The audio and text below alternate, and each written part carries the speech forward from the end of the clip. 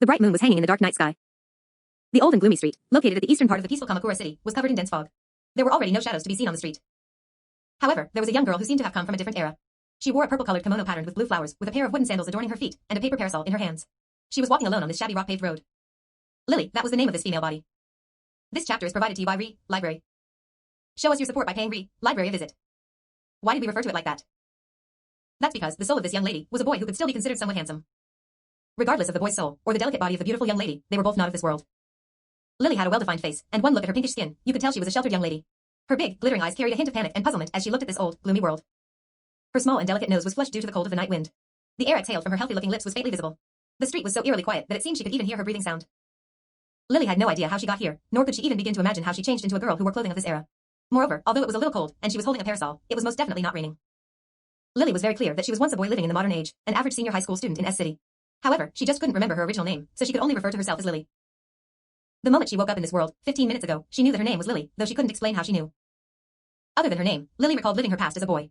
It was obviously something that just happened yesterday according to her memory, yet it felt so long ago. It felt as if her sense of time was distorted. Perhaps it was these old buildings that gave Lily this sense of discomfort. This looks like some kind of ancient age. Don't tell me I am really in ancient Japan? Is this the Heian period, or the Warring States? Those are the only two eras I know of about Japanese history. There's also the possibility that this is a different world that resembles ancient Japan. As Lily thought about such a thing, if not because of her authentic kimono and genuine female body, she might have thought that she somehow ended up in some kind of filming site after sleepwalking. While Lily might have been average in every aspect, when she was still a boy, her sense of art was particularly sharp. She was even an expert in national painting, so she could tell that these buildings were authentic at a glance. Their craftsmanship and realism were not something a filming site could replicate. Moreover, the fresh atmosphere around here made her even more convinced that she had never been here before. Having her keen sense of aesthetics as a boy was seen as being too delicate and sensitive, so it naturally wasn't something she was too proud of growing up. Although Lily wasn't too masculine as a boy, it wasn't as if she didn't have her own opinions.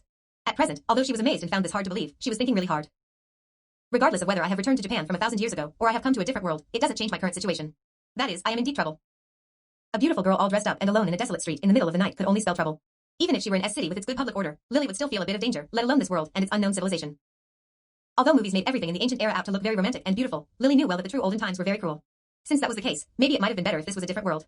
After all, there might be a different culture that Lily had yet to understand. Lily naturally couldn't see her own appearance. She didn't have a cell phone to take a selfie with, and assuming this really was some ancient time, there may not have even been a proper mirror. However, from her own slender arm to her pinkish skin, and her small feet, as well as her body that could make a boy around her age to get a nosebleed, she was able to judge that she shouldn't be ugly. Yet, she felt that her line of sight was somehow a little higher compared to when she was still a boy. This made Lily a little frustrated. And such a sexy and defenseless girl as her was walking alone in this uncivilized, dark, and mysterious world with naught but a parasol on her person. She was in deep trouble indeed. Lily began to inspect her own clothing, hoping to find some sort of clues, or maybe a hidden weapon. However, the only thing she found inside the sash of her kimono was an old copper mirror. A copper mirror? Lily took out this plate-sized copper mirror to look at her own appearance. Only that, this copper mirror was very rusty and old. On top of that, the moonlight was very dim. She could only see a vague outline of her beautiful face. People from ancient times were so pitiful. They couldn't even see their own appearance clearly. The copper mirror might have been worth something, so Lily put it back at her waist. Ancient times, huh? This should be a poor era where ordinary people can't even get rice to eat. I have this set of clothes and that copper mirror, so I guess I'm the daughter of some rich family with considerable social status? It's unfortunate I don't have any sort of identification, I don't know how to get home. Whether this is ancient Japan or a different world, at least it's better than the underworld. It is indeed dangerous to run into strangers on the road, but there should be a government office, right? If I can find that kind of place and pretend that I have lost my memory, by looking at how I dressed, they should at least be able to secure my safety. As for what's come after that, let's put it off until that time. As Lily thought of that, she made her way towards the main road. Huh? What's with this place? The pathway earlier was paved with rock, so how come this avenue is not paved?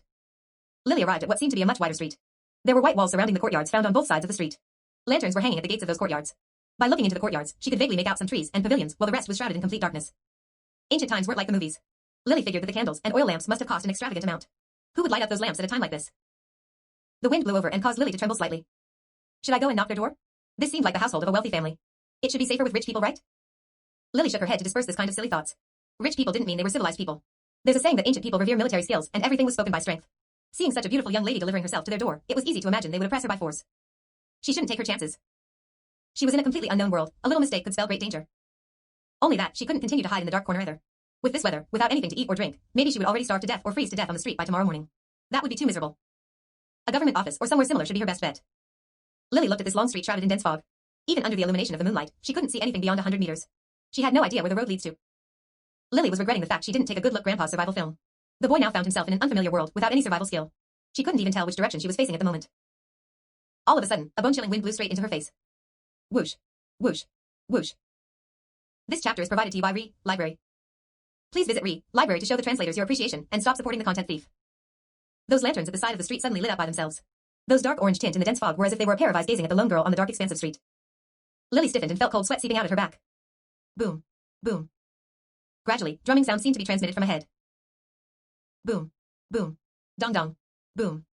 The drumbeat gradually gets closer. It carried an ancient, simple yet uncommon rhythm. One swaying lantern after the other appeared from within the dense fog. The sound of the flute transmitted over, sometimes melodious, sometimes sorrowful. Accompanied by the beat of the drum and lively sound of the zither, they formed a strange yet harmonious sound as they approached Lily. What is this music? Why, in a cold night like this, would there be this kind of music performance? And who's the performer? While in doubt, Lily instinctively felt danger. However, for some reason, her slender legs seemed to be nailed to the floor, unable to budge an inch. A few figures appeared from within the light-smudged fog. Some of these figures looked humanoid, males and females alike. Some of these figures were so tall they didn't seem like proper life form at all. And although some figures couldn't be seen clearly, they were just as bizarre. These figures ignored common sense and were floating in midair. Dangerous, extremely dangerous. The tune sounded so mournful that it gave rise to a feeling of pity, but even so, Lily instinctively felt fear. Run. She must run away from here. But Lily's small feet didn't listen to her order. From childhood until now, she had never faced a genuine life or death crisis. The most painful experience she ever had was that she was secretly in love with a senior female schoolmate, but never get to confess. Though her family financial situation was average, it was not to the point of not having food and clothing provided. When a boy like that was thrown into a completely unimaginable situation like this, only panic ensues. In a moment, the sound was getting louder and louder. The beating drum and sad tune of the flute seemed to pound directly in her heart, pulling at her soul, which caused her hair to stand on end. She was almost entirely drenched in cold sweat from head to foot. Run. I must run. Regardless of where is this, regardless of what those things are, I must get away from here. I must not let those things discover me. Lily pinched her own thigh hard, but even her fingers felt powerless. She didn't even feel any pain pinching her thigh through her clothing. In spite of everything, her body was still unable to move. This was more frightening than a defenseless man facing a fierce tiger in the mountain woods. There's no way a modern era denizen would be able to stand this kind of distress. At this moment, Lily realized that she might possibly die here. Although this was an incomprehensible world, this feeling alone was genuine. Don't tell me, I am really going to get killed by those things? Just at this time, a pleasant and tender voice of a girl transmitted from who knows here, don't move. If you want to live, just stand right where you are. Don't run at all cost. Eh? Who was speaking to her? Lily couldn't see anyone at either side.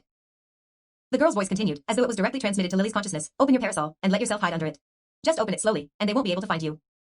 Even if she wanted to run, Lily's own feet didn't listen to her order. At this time, she chose to believe the girl's pleasant voice instead of those strange figures that were approaching from the front. Opening up the parasol, it was such a natural action. And yet, at this very moment, it felt like such a tall order. No. I must survive. I don't even know what kind of world is this, nor had I fully understood what happened to myself. I'm not willing to just die like this. All of a sudden, Lily seemed to have regained control of her own body. She was no longer trembling as she slowly lifted up her head. She took a deep breath as the night wind lightly brushed her elegant long hair. Lily lifted the dark purple paper parasol that was painted with the falling petals of sakura. Whoosh. The parasol was unfurled. As it turns out, the inside of the parasol was spotlessly white. Only at the edge was there a shade of pink, and right in the middle was the drawing of sakura blossom. They were so vivid and lifelike that it felt as if they were really drifting in the sky. For a moment, it seemed as if Lily was enveloped by the light of the falling blossom. Just like this, remain here, and don't let any parts of your body leave the shade of the parasol by all means. Don't move, just stay as still as a log. That voice reminded Lily again.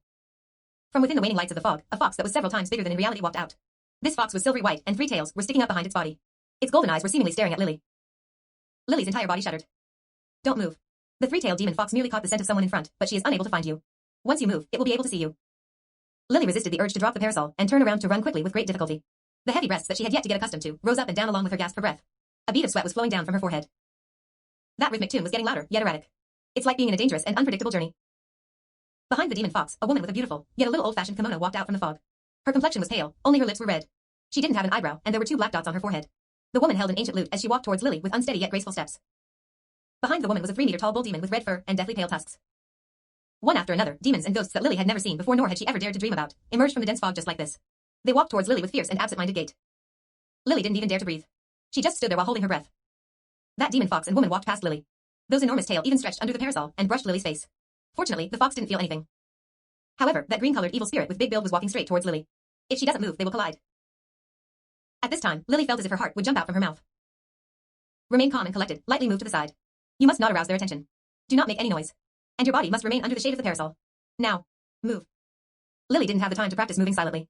She could only rely on her intuition to carefully move to the side. The wooden sandal was almost sticking to the ground as she shifted 1 step to the side. She successfully dodged the green devil. This chapter is provided to you by Library Site. It was fortunate that her leg was long. This 1 step was just enough. Moreover, Lily shouldn't have adapted to this body yet, but her body moved unexpectedly well. This subtle sense of balance and physical understanding was not something she originally possessed, as she was just a boy who didn't do much exercise to begin with. The green devil suddenly stopped right beside Lily. Her ears could pick up its heavy breathing, and she was assaulted by the stink of the devil. It seemed to have found something and looked at Lily's direction for a moment. After that, it just continued to move forward.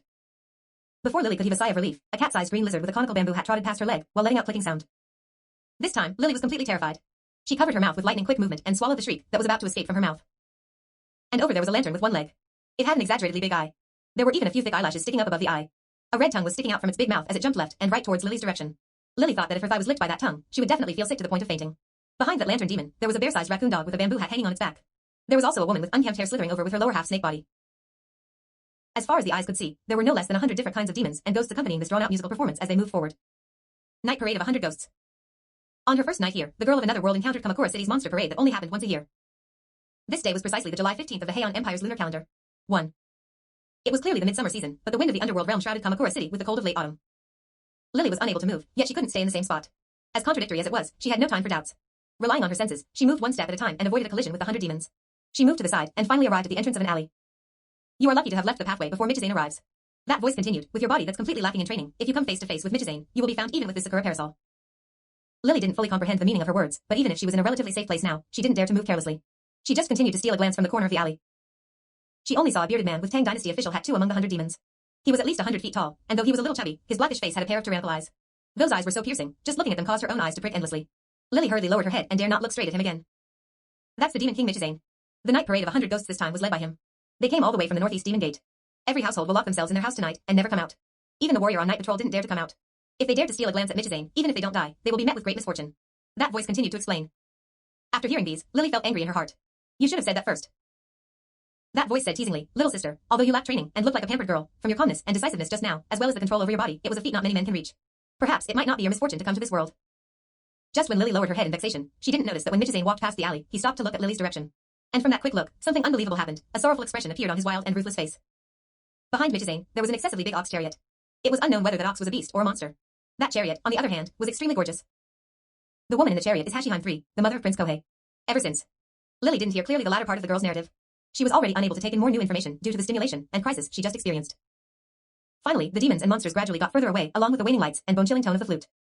Even the surrounding temperature gradually returned to its original state. Lily looked at the distant light with lingering fear. The light of the lanterns along the street also silently extinguished and returned to as they were before. It was as if nothing had ever happened in this Kamakura city. I'm not sure. How should I express my gratitude to you? Lily finally dared to voice out her thoughts. I still have no idea which deity are you. Is it possible to show yourself to let me pay homage to your esteemed self? And the training you were referring to. That voice didn't appear again. No matter how many times Lily called out in a low voice, she didn't respond. The only thing remaining on the empty street was the shivering girl under the moonlight. Just what kind of dangerous and fateful encounter still awaiting her in this dark and mysterious other world?